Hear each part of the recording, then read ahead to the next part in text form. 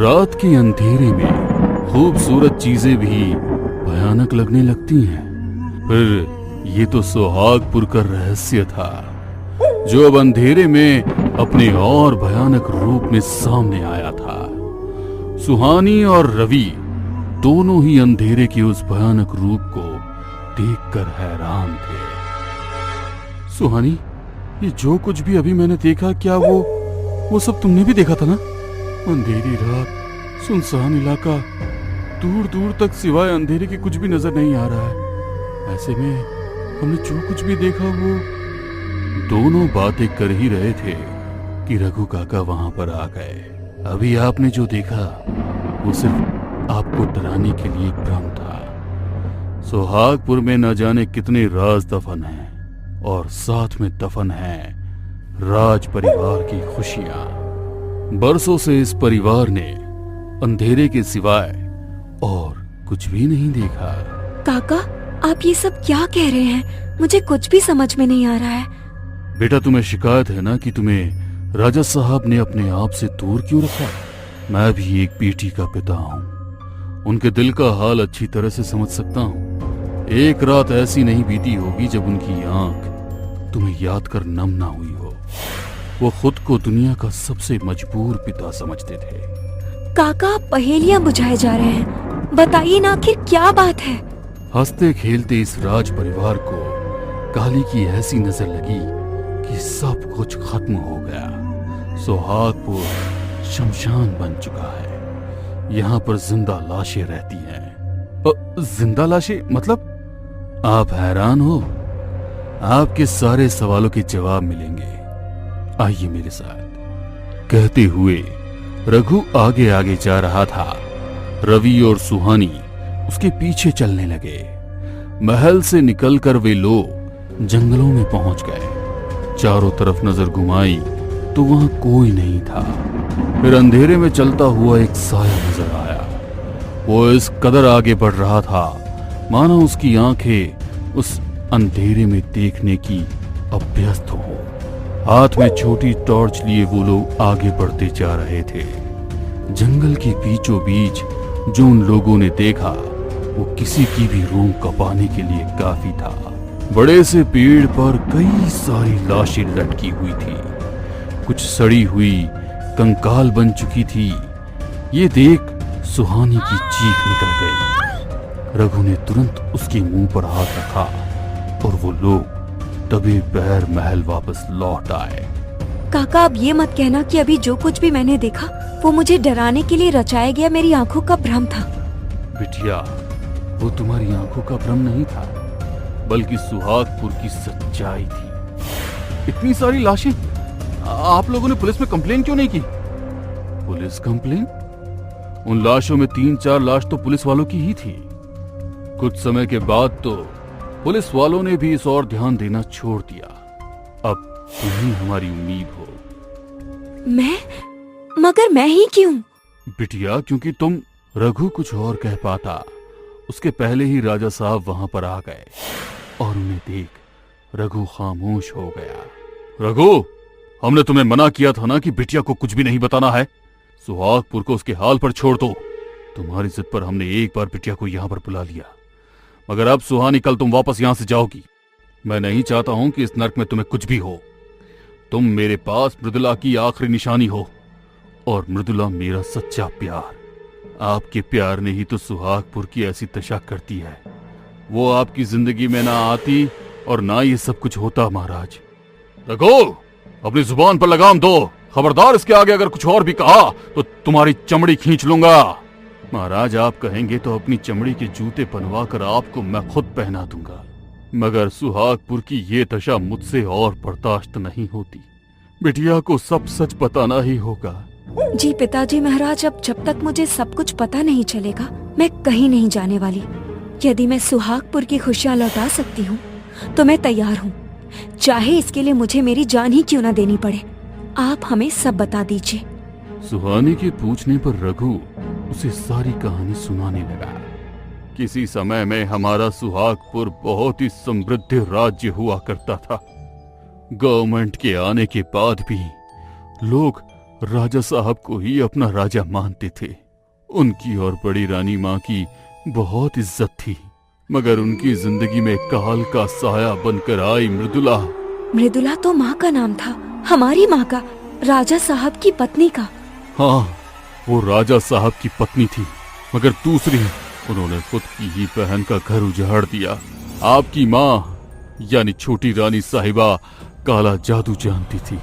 राजा साहब को पाने के लिए उन्होंने अपनी ही बहन की कोख बांध दी ताकि उन्हें संतान न हो सके, और फिर खुद त्याग की प्रतिमा बन राजा साहब को वंश देने के लिए उनसे दूसरी शादी कर ली। ये आप क्या कह रहे हैं? हमारी माँ राजा साहब की दूसरी पत्नी थी? थी नहीं, है, और उन्होंने ही सुहागपुर की ये दशा कर रखी है। उनकी मौत सिर्फ और सिर्फ आपके हाथों हो सकती है, क्योंकि आप ही उनकी संतान हैं। वो आपको जन्म देते ही मारना चाहती थी, मगर राजा साहब ने आपको हमेशा उनसे बचा कर रखा। हमारे कुलगुरु ने उनकी सीमा सुहागपुर में ही बांध दी ताकि वो आपको कोई नुकसान ना पहुंचा सके। आपको आपकी खुद की मां से बचाने के लिए महाराज ने आपको यहाँ से दूर रखा। यहाँ तक कि बड़ी रानी साहिबा का अंतिम संस्कार भी नहीं किया गया, क्योंकि उन्होंने मरते वक्त राजा साहब से वचन लिया था कि पहले मृदुला की चिता को अग्नि मिले, उसके बाद ही मेरी चिता को अग्नि देना। आज भी उनका शव महल के तहखाने में सुरक्षित है। मृदुला आज भी हर रात राजा साहब से आपका पता पूछने के लिए इस महल में आती है, और जब राजा साहब से सच नहीं उगलवा पाती तो किसी न किसी की एक मौत तय होती है। उसने सभी लाशों को वहां उस पेड़ पर टांग रखा है। नहीं, ये सच नहीं हो सकता, आप झूठ कह रहे हैं। यही सच है। अब आप पूरे 21 साल की हो चुकी हैं। आने वाली अमावस्या को मृदुला पूरे 108 जानवरों की बलि चढ़ाएगी। उसके बाद उसकी ताकत कई गुना बढ़ जाएगी, फिर उसे रोक पाना लगभग नामुमकिन होगा। हम रोकेंगे हमारी माँ को, मगर कैसे? सुहानी, सुहागपुर को अपने हाल पर छोड़ दो और चली जाओ यहाँ से। हमने तुम्हारी माँ से सच्चा प्यार किया था, मगर तुम्हारी माँ ने हमारा इस्तेमाल किया। इसमें तुम्हारी कोई गलती नहीं है बेटा। अब हम नहीं चाहते कि वो तुम्हें कोई नुकसान पहुंचाए। हमारा क्या है, डॉक्टर्स जवाब दे चुके हैं। कुछ ही दिनों के मेहमान और हैं। महाराज, आपने हमें बहुत दिनों तक सच्चाई से दूर रखा, पर अब हमें सच्चाई पता चल चुकी है, इसलिए अब हमें उसका सामना करने दीजिए। अब हम अकेले नहीं हैं, हमारे साथ रवि भी है। क्यों रवि, तुम मेरे साथ हो ना? सुहानी की बात सुनकर रवि ने आगे जाकर उसका हाथ पकड़ा और महाराज से आशीर्वाद लिया। बेटा, यदि तुम चाहती हो कि तुम उसे मारो तो तुम्हारे पास सिर्फ और सिर्फ कल की रात है। उसके बाद मृदुला अपना अनुष्ठान शुरू कर देगी। उस समय उसे मारना किसी आम मनुष्य के बस की बात नहीं होगी। कहते हुए रघु ने सुहानी को एक किताब दी और सारी रात उस किताब में दिए हुए अनुष्ठान को करने के लिए कहा। सुहानी और रवि दोनों मिलकर सारी रात उस अनुष्ठान को करते रहे।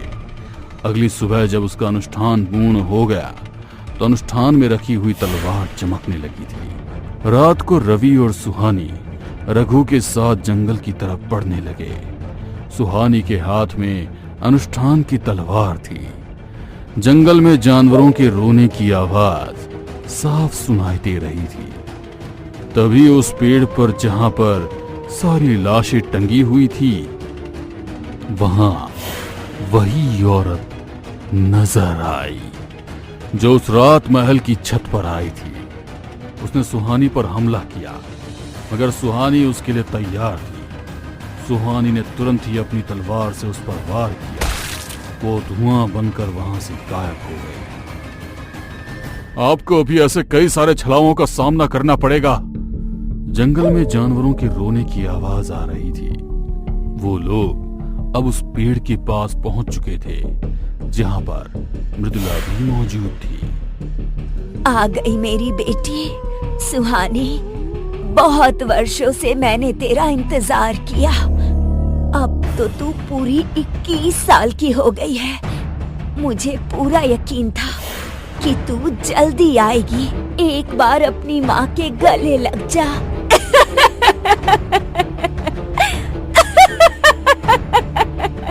कहते हुए वो जोर जोर से हंसने लगी और अपने हाथों को बढ़ाकर सुहानी को पकड़ने की कोशिश कर रही थी कि सुहानी ने उसके हाथों को काट दिया। उसके हाथों से खून बह रहा था। खून की बूंद जमीन में समाकर उसके जैसी और मृदुला को पैदा कर रहा था। सुहानी के आसपास ढेर सारी मृदुला खड़ी थी। उनके हंसने की आवाज से सबके कान फटने लगे थे। काका, ये सब क्या है? ये माया है बेटा, और कुछ नहीं। बस एक बार ठीक तरह से ध्यान लगा, तुझे अपनी माँ सामने नजर आएगी। सुहानी आंखें बंद करके माँ काली का स्मरण करना शुरू करती है। जैसे जैसे उसके मंत्र जाप चल रहे थे, नकली मृदुला गायब होने लगी। तू मुझे नहीं हरा सकती, तुझे मरना ही होगा। माँ तो अपने बच्चे की रक्षा के लिए क्या कुछ नहीं करती, और आप खुद मुझे मारना चाहती हैं? मेरे जिंदा रहने के लिए तेरा मरना जरूरी है। कहते हुए वो उसे मारने के लिए आगे आई तो पहले रघु ने उसे रोक लिया। रघु उसके वार से घायल हो गया। सुहानी तब तक सतर्क हो चुकी थी और उसने उस तलवार से अपनी माँ का गला काट दिया। जैसे ही सुहानी ने अपनी माँ का गला काटा, आसपास मौजूद सारी नकारात्मक शक्तियां काला धुआं बनकर वहां से गायब हो चुकी थी। साथ ही सुहागपुर अब खुशहाल हो गया था। आज महाराज बहुत खुश थे क्योंकि मरने के पहले उन्होंने सुहागपुर की मुसीबत को दूर होते देख लिया था। महाराज ने मृदुला और अपनी पहली पत्नी दोनों का अंतिम संस्कार किया और साथ ही यह तय किया कि रवि और सुहानी का रिश्ता हो जाए।